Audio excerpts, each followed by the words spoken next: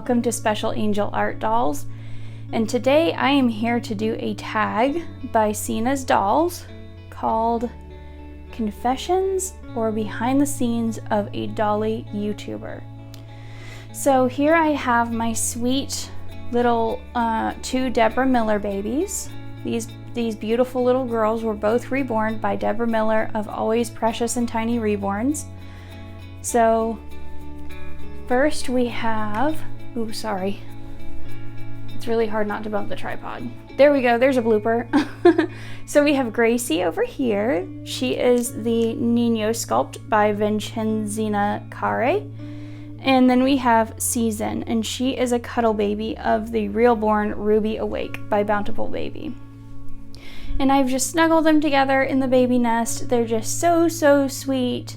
And I thought you might like to look at them while I talk to you about some true confessions of not just a Dolly YouTuber, but a blind Dolly YouTuber, because let me tell you, that makes it a whole different thing.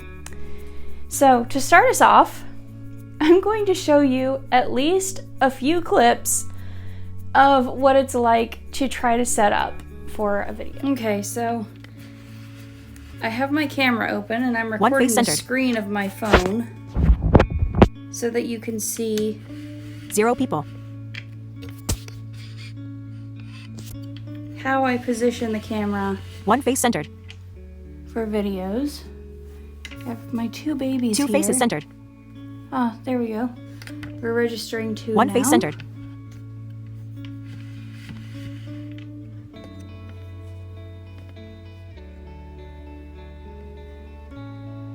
Near bottom edge. Centered. Alright. 2 faces centered. Alright, great. They're centered now. 1 face centered. I blocked it a little bit. 2 faces centered. Okay, there we go. And 1 face centered. so I have to do this in photo mode even though I'm going to record a video. So then I have to take picture, camera mode, zoom, camera mode, photo, video. Go into the video mode because this feature doesn't work in video mode. It used Tilt right. to, and now it doesn't. So that is a much abbreviated version of how I set up for a video Tilt clip. right. Because there's also the adjustment of like a lot of other things on the tripod and the ring Tilt light right. and all Level. these things that have to happen. So I just thought I would show you that. Slow-mo. Alright, so I did cut quite a bit of that out because it took me actually a really long time to get set up for this shot. But yeah, so that's really my first confession, that as a blind YouTuber, videos take me a lot longer to set up for, and it's not just the initial shot. If I was going to pose these girls in different ways, or do different angles or anything like that, I would have to redo pretty much all of that, with the exception of like adjusting the height of the tripod, maybe. But if I moved them to a new location instead of like on my bed, which is really high, then I would have to adjust the tripod all over again. And of course that's a normal thing that you do when you make a video, but because I rely on the positioning of their faces in the frame to tell me what the camera can see, that means that even for angles where they're not facing straight on, like where I have them in profile or on their tummies or whatever, I have to twist their heads around so that they are initially facing the camera while I set them up, and then readjust them again when I start recording, or before I start recording. So in that same vein, if I'm holding a baby and I want to make sure that the main focus is on the baby's face and not mine, I have to do something like place a light blanket or something like that over my own face to cover it while I adjust the camera so that the camera's facial recognition technology can't see my face, and so that it will tell me about the babies.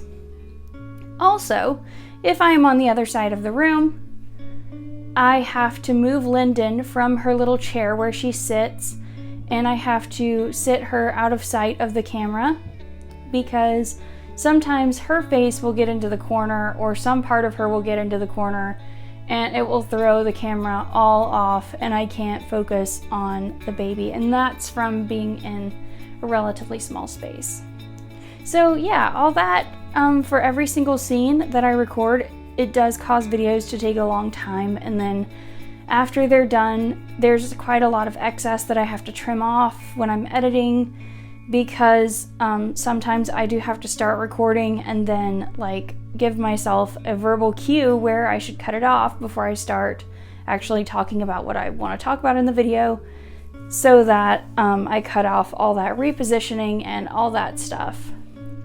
So that is definitely the number one confession. I am really fond of when people describe things in their videos because I am totally blind.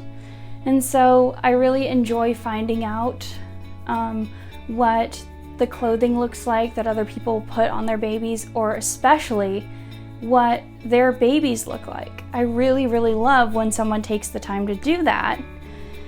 But I'm really bad at doing that because, you guys, I have quite a number of babies and quite a number of things for each baby.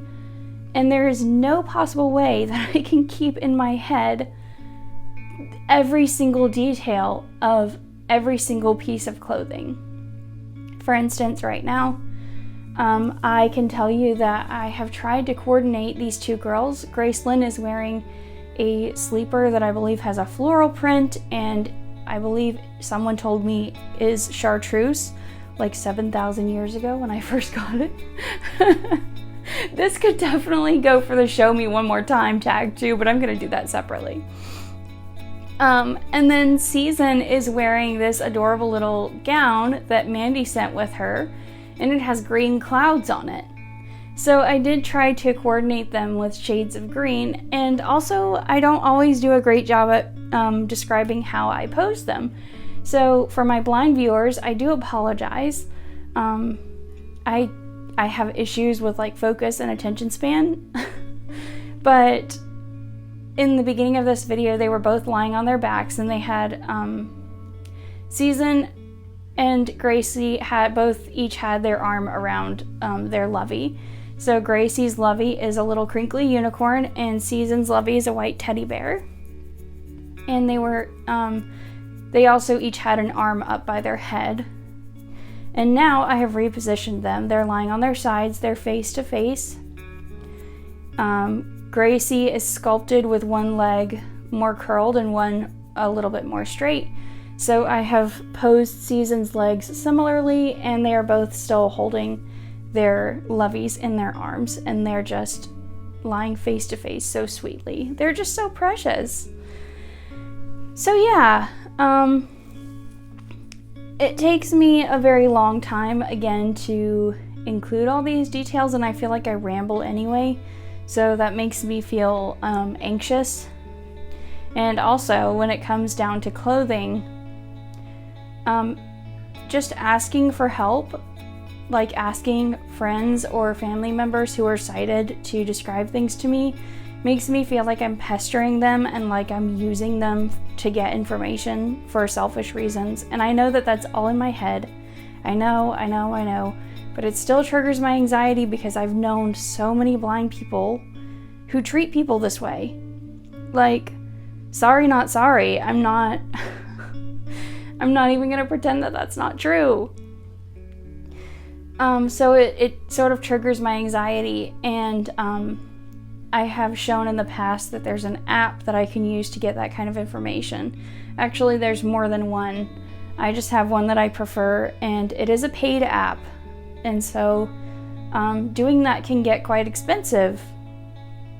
And it also kind of triggers my anxiety in a different way because I feel like I'm letting total strangers into like a part of my life that's really special and meaningful to me, which I know makes absolutely no logical sense because I'm posting this on YouTube where anyone and their brother and their wife and their uncle can watch it.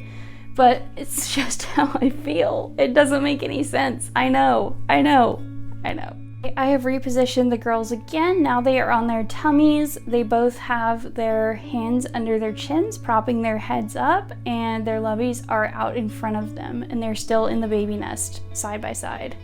They're so cute and fun together. I just love them. All right, so my final confession, things are not always as they appear. This is not out of a desire to be fake. It isn't out of a desire to be deceptive. I truly hope that each and every time I meet someone who watches my videos, they recognize the person that they meet. Meaning that I act like myself on camera as in real life. There's a whole lot of stuff that goes on behind the scenes, and some of it is really difficult, and some of it is heart-wrenching, and some of it is devastating, and some of it is just laziness and depression and things like that. So for instance, it takes me quite a bit to hype myself up to do videos. And that is because I'm introverted, and I do quite frequently now deal with some low-level depression because there are just lots of changes going on in my life, lots of upheaval, lots of uncertainty, and that makes me feel uneasy. But also, it's just easier to sit by myself and read a book. I love making videos, and I'm always happy when I do it, but I do have to work up to it. So there's that. There's all the things that go into a role-playing video, which a lot of you already know.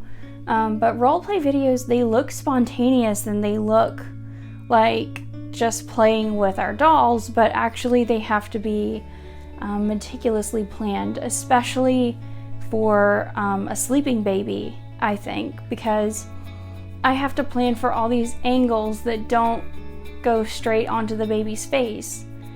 And I have to come up with ways to show,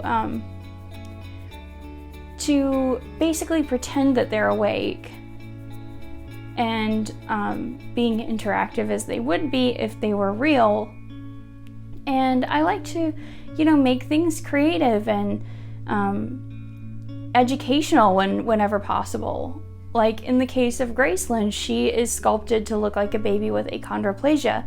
So I've done a lot of research in preparation for doing roleplay videos with her, and even for how to place her in ways that would be safe if she were real, because it matters that the population that she represents be represented well on my channel. Other thing is, you will occasionally see my grandmother in videos. She loves the camera, she loves the dolls, she loves spending time with me. But the reality is that she has quite a number of challenges that she really needs help with, and that she will not get that help. She refuses. And so the result is a lot of really negative, kind of manipulative, attention-seeking sorts of behavior, which you would never guess at when the camera's on her, because she's smiling and laughing and happy. She loves the camera. And I wouldn't showcase all of the other stuff, even if I could, because it's disrespectful and would be unkind in the extreme. But all of those things can make it very difficult to be around her at times, especially when she's having a really bad patch and it's just every single day, multiple times a day, something's wrong and she's acting this way.